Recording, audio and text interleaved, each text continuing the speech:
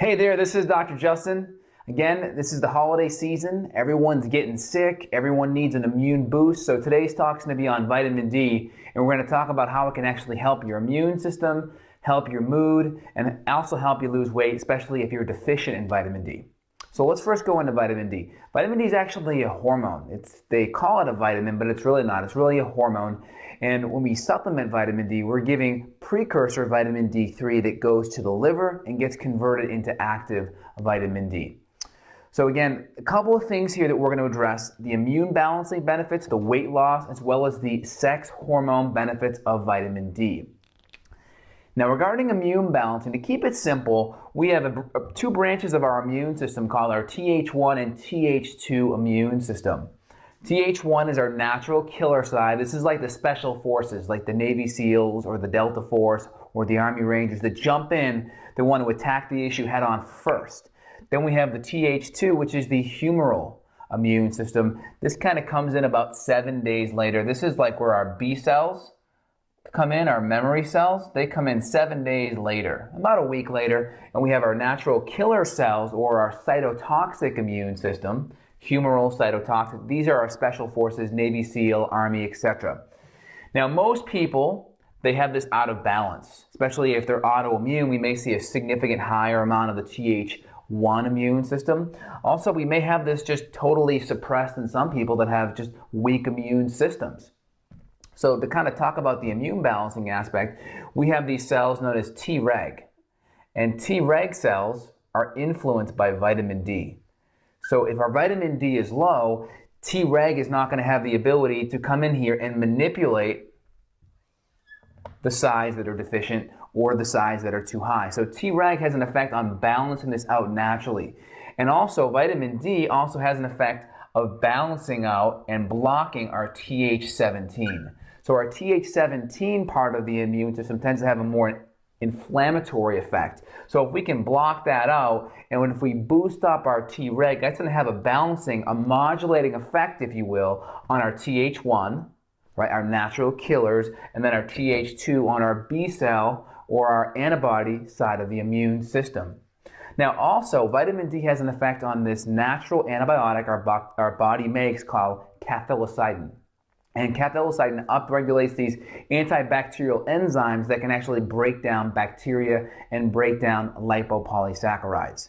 So quick review: bacteria cell wall, the outer part of the bacterial cell walls are lipopolysaccharides, and these can cause leaky gut and inflammation, and they can also affect your mood and how you feel. So again, the immune balancing effect of vitamin D comes in multiple ways: via Treg, via balancing Th1, Th2. There's also a good deal of evidence showing that it actually boosts Th2 side of the immune system, and also blocking out Th17 and increasing cathelicidin and our body's natural antibiotics.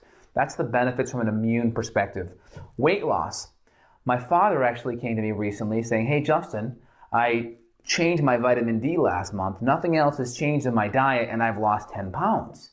What do you think it could be?" So I got on PubMed and I started looking for mechanisms in which vitamin D actually promotes weight loss. And I found a study that was just completed in April of this year, or actually April of last year now, 2014, in the American Journal of Clinical Nutrition. Now the study was done on 300 or so postmenopausal females, but what they found is the study showed that when the vitamin D got above 30, 32 to be exact in this study, so when it got above 32 milligrams per milliliter, there was a significant weight loss in those females.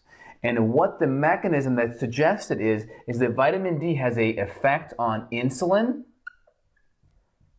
So it decreased insulin levels, and it also decreased CRP.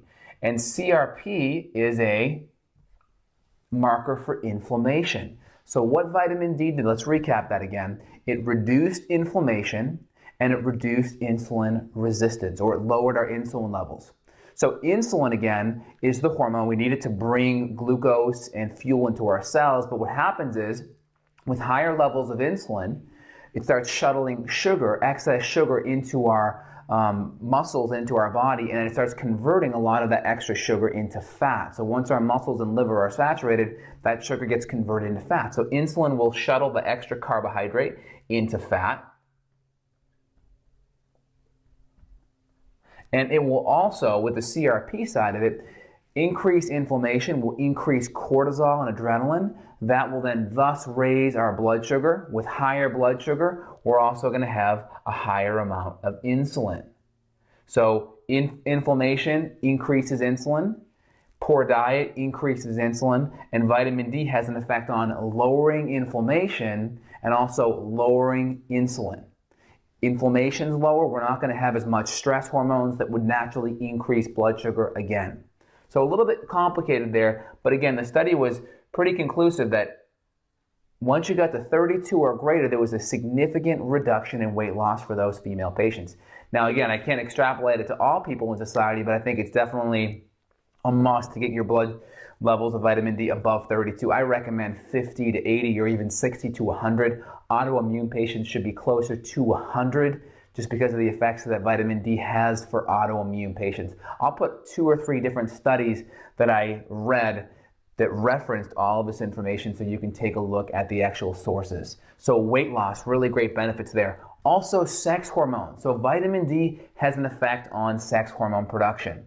Well, anytime we have insulin resistance and inflammation, that's going to have a big effect on sex hormone production. But there's also receptors for vitamin D all throughout the body, especially in our in the tracts and the parts of the body, especially the sperm cells, in the epididymis, and in the female organs that produce hormones estrogen and testosterone.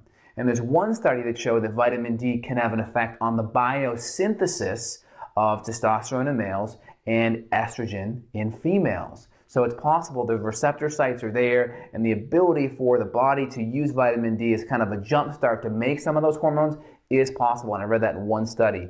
So again, vitamin D can have an effect, and testosterone in men and testosterone in men and estrogen in women have an effect also on how they feel and their mood. So for instance, estrogen has an effect on holding, or basically it's like a natural selective serotonin reuptake inhibitor for serotonin. It also increases dopamine between the brain synapses, and it also increases GABA, which promotes relaxation. That's why most people in the wintertime get SAD, or seasonal affective disorder, where they start feeling depressed because of the lack of sun. Well, now we're starting to know why. The research is starting to come full circle. We're starting to get the mechanism. It has to do with the fact of increasing testosterone in men and increasing estrogen in females, and how that affects the neurotransmitters GABA, serotonin, and dopamine.